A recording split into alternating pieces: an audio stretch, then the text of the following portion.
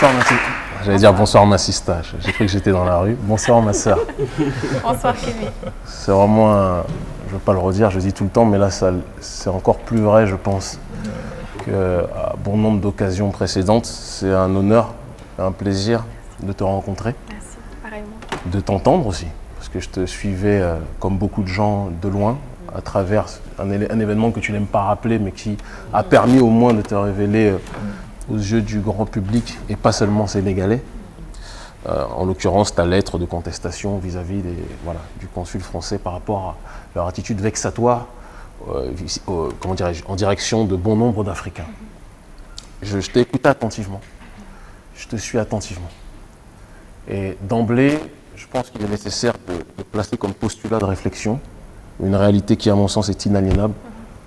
Moi, je fais partie de ceux qui croient profondément à ta sincérité. Tu l'as prouvé encore à cette occasion ce soir. Tous les éléments que tu as énoncés, à part celui qui fait partie des pervers intellectuels et qui voudrait voir le mal dans le bien, et c'est le cas d'aucun d'entre nous, hein, qu'on soit très clair. Non, ce que je vois, il s'est retourné. Non, je ne parlais pas de toi.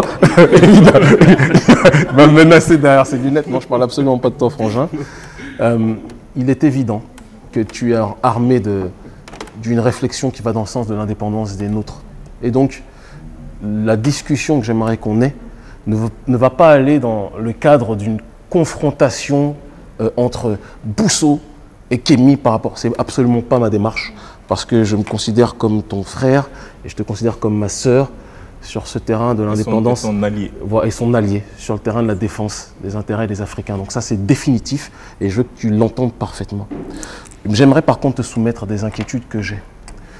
C'est des inquiétudes que j'ai depuis un certain temps lorsque je constate la complexité des questions africaines, la complexité de ce système mondialiste qui est en train aujourd'hui, qu'on le veuille ou pas, tu l'as très bien dit, on le voit ne serait-ce qu'à travers ce plateau. Nous autres, nous tous, on va tous voir des éléments qui font partie de ce grand mal que nous diabolisons.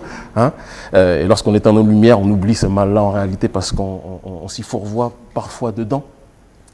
Un grand mal qui fait que là où on voulait dans une doctrine, une démarche manichéiste, en disant qu'il y a le bien d'un côté, le mal de l'autre, on se rend compte qu'aujourd'hui le mal se drape du manteau du bien, d'accord, ou du drap du bien, et le bien parfois, sans s'en rendre compte, s'insère dans le paradigme du mal. La stratégie antérieure des oligarques, des mondialistes, et des agents du nouvel ordre mondial était une stratégie de chaos, de confrontation violente, systémique, systématique à l'échelle du continent africain et à l'échelle des populations qui se réunissaient à l'époque de la conférence de Bandung pour dire non à l'impérialisme de manière générale. Aujourd'hui, leur stratégie a changé. Tout ce que je te dis, tu le sais aussi bien que moi. Je fais juste une petite mise à jour pour les téléspectateurs qui pourraient nous observer pour qu'on puisse arriver à la chute de la réflexion. Leur stratégie a changé. Et c'est pour ça que je dis que ce sont des génies, quelque part, de la guerre, ces derniers. Ils ont compris que, plutôt que d'imposer un schéma d'idées à des esprits libres, des esprits qui aspirent à la dignité, des esprits qui aspirent à la libération de l'esprit, de la réflexion et autres, il vaut mieux les accompagner. Il vaut mieux les accompagner, les orienter, parfois même les encourager, en disant que vous êtes les meilleurs dans ce que vous faites. On croit en vous, vous êtes dans le développement. Tu l'as très bien dit tout à l'heure, et je ne pourrais le dire aussi bien que toi. On ne doit pas laisser d'autres personnes fixer les titres de l'agenda de notre réalité. Quand il disait Afrique, un continent sans espoir, pendant qu'il disait sans espoir, c'était avec espoir pour eux, puisqu'ils pillaient nos richesses depuis un certain temps, on le sait, par rapport à ça. Donc, tu le sais au moins aussi bien que moi, si ce n'est plus. Donc, le débat ne se situe pas là. Mais le débat se situe sur le fait que tu nous as parlé tout à l'heure de quelqu'un comme Klaus Schwab, qui n'est pas c'est-à-dire que ce n'est pas ton gourou, ce n'est pas ton guide idéologique. Et je le dis, je le répète, je connais, et je n'en doute en aucun cas de ton indépendance d'esprit. Malheureusement, quand des personnes comme cet individu parlent des révolutions arabes, quand des personnes comme George Soros, que tu connais aussi, parlent de ce qui se passe en Ukraine, où le peuple aspire à la démocratie, l'impérialisme a compris qu'il doit être le plus grand vigile de ce peuple qui souffre. Plutôt que de se placer en une force qui va essayer de les noyer, il va dire « on est avec toi, on veut les droits de l'homme, on est avec toi, on veut avancer, on te caresse les cheveux, on fait tout ce qui est... » C'est leur stratégie, c'est ce qui se passe en Ukraine, Ceux qui résistent, ce sont, à travers la Crimée, annexés vis-à-vis de notre ami, enfin en tout cas c'est le mien, Monsieur Poutine, bien qu'on puisse avoir des désaccords sur bon nombre de sujets. Et pour revenir à toi, Bousso, quand tu vois aujourd'hui, par exemple, qu'il y a le schéma qu'on appelle l'altermondialisme, le mondialisme, est-ce que tu n'as pas la sensation, je m'interroge et je veux qu'on s'interroge au pluriel, toi et moi, si tu le permets, est-ce que tu n'as pas la sensation que quelque part, ils ont placé un bloc qui est censé être un bloc d'opposition, l'altermondialisme, au mondialisme, alors qu'en réalité, un petit peu comme les démocrates et les républicains aux États-Unis, ou l'UMP et le PS en France, ce sont deux facettes d'une même médaille. Il y a des gens qu'on ne verra jamais être invités par les Steve Jobs et autres. Quand tu vas aller regarder en Iran, quand tu vas aller regarder à Cuba, quand tu vas aller regarder en Biélorussie, quand tu vas voir aujourd'hui les proches, je parle des conseillers numéro 1 de Maduro, il y a des gens qui sont très mal vus, même quand ils veulent venir à Davos. Tu comprends ce que je veux dire? Quel est ton regard sur cette réalité-là? Et est-ce que tu ne penses pas qu'au final, quelque part, l'altermondialiste est, je dirais, un système qui a été mis en place par même des gens qu'on pense vouloir combattre, concrètement? Alors je pense que, merci déjà pour... Je te remercie vraiment de l'écoute, ma sœur. C'est normal, c'est normal. Merci pour les contributions que vous faites.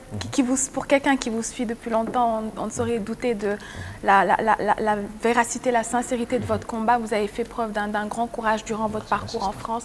Et vos contributions sont appréciées dans le champ de l'optimisme et de l'afro-optimisme plutôt, et du panafricanisme.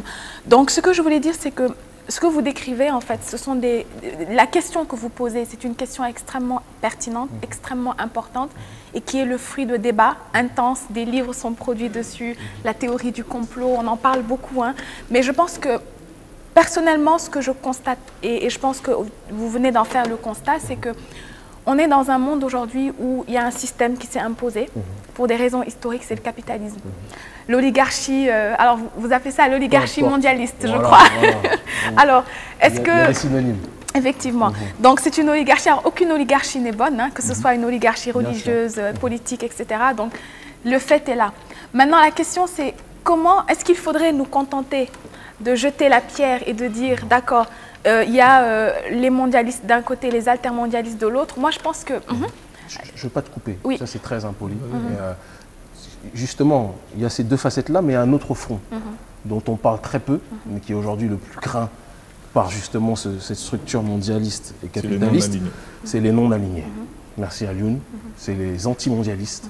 C'est ceux qui pensent que le mondialisme, par essence, est un cancer pour les populations parce qu'il veut uniformiser des peuples qui, par définition, et c'est écrit dans les livres sacrés, c'est-à-dire que l'autorité suprême a dit qu'il a créé les peuples de différentes couleurs, de différentes ethnies pour qu'ils puissent s'entreconnaître. S'il voulait, il aurait pu nous faire uniques.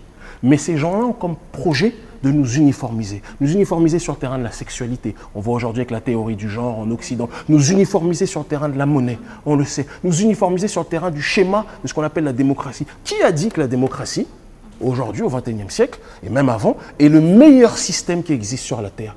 Hitler est né, Hitler est né à travers la démocratie, d'autres sont nés à travers la démocratie, on a été colonisé sous forme démocratique.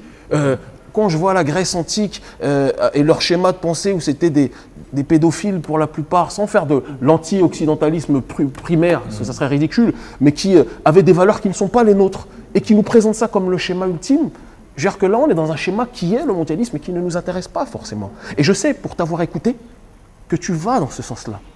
Mais l'inquiétude que j'ai pour préciser ma question, c'est: est-ce que tu ne penses pas que le rôle de personnes comme toi, comme moi, comme Alioune, comme nous tous ici autour de cette table, c'est partout où on est, de faire la publicité, de rappeler qu'il y a des gens qui ne sont ni pour le mondialisme, ni pour un altermondialisme, mais qui sont contre le mondialisme sous sa forme la plus comment dirais-je, caractérisée, la plus pure en tant que telle. Aujourd'hui, il y a des personnes qui s'opposent à ce schéma, qui s'opposent à cette réflexion et qui proposent.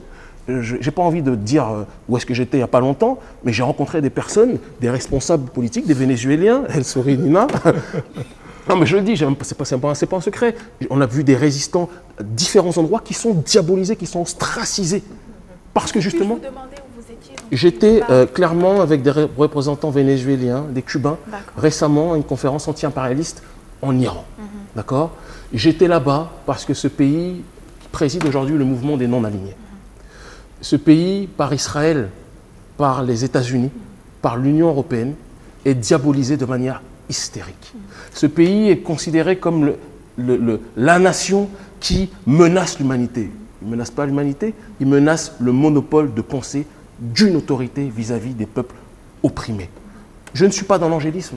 J'ai fait une conférence là-bas auprès des Africains à Rome, en Iran, et j'ai dit que le racisme existe là-bas, et il faut le dire aussi avec fermeté. Il n'y a pas d'angélisme, et je te rejoins sur ce fait. Mais je me pose la question, comme il y avait des conseillers de Maduro, dont je ne veux pas citer forcément le nom, qui étaient présents, Maduro qui traverse une crise énorme au Venezuela, par rapport à ces stratégies du chaos, du désordre mondial que l'on connaît, d'accord? Des personnes, des Biélorusses étaient là, des Zimbabwéens étaient là, d'accord? Des Boliviens étaient là, et nous tous, on avait comme vision de se dire, comment se fait-il qu'on vit dans un monde où ceux qui aspirent à être, comme tu le dis, ceux qu'ils veulent vraiment être, sont diabolisés, sont considérés comme le cancer de l'humanité. Et quand on devient compatible avec le monopole de leur pensée, on devient accepté. Des gens comme toi, tu as la force, nous l'avons tous ici, mais tu l'as plus que jamais, tu es une personne à laquelle je crois, tu as et je le dis avec la plus profonde sincérité, et qu'on soit vraiment très clair, je pense qu'on a ce devoir de rappeler que la lutte des non-alignés de nos aînés ne doit pas tomber en désuétude. La lutte des non-alignés de nos aînés, ce n'est pas dire on ne doit parler avec personne, on ne doit pas tomber on ne doit pas s'auto-ostraciser. Ça serait une caricature. Et c'est pour ça que je comprends quand tu dis que tu vas là-bas, ça ne change rien à ta méthode, ça ne change rien à ton discours quand tu vas au Forum mondial. Je comprends. Et j'ai envie de dire, limite, en ce qui me concerne, tu n'as pas besoin de développer parce que je sais où est-ce que tu vas aller.